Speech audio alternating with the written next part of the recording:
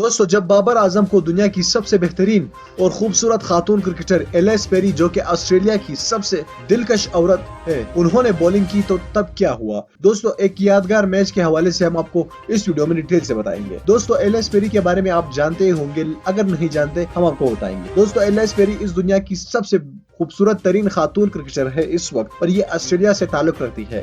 ये काफी ज्यादा अच्छी गेंदबाज है, लेकिन जब इनका सामना बाबर आजम से हुआ तो बाबर आजम ने इनको किस तरह से डील किया, इस वीडियो को आगे देखिए ताकि हम आपको बता सके। दोस्तों, एलिस पेरी और बाबर आजम की मुलाकात समरसेट लेक में हुई, जहां पर बाबर आजम खेल रहे थे इंग्लैंड में। तो उस वक्त एलिस पेरी और बाबर आजम की मुलाकात हो गई और एलिस पेरी ने बाबर आजम से ख्वाहिश जाहिर कर दी कि मैं तुम्हें बॉलिंग कराना चाहूंगी। तो बाबर आजम ने उनकी ये ख्वाहिश को एक्सेप्ट करते हुए कहा कि चलो आ जाओ। तो एलिस पेरी ने बाबर आजम को बॉलिंग कराई।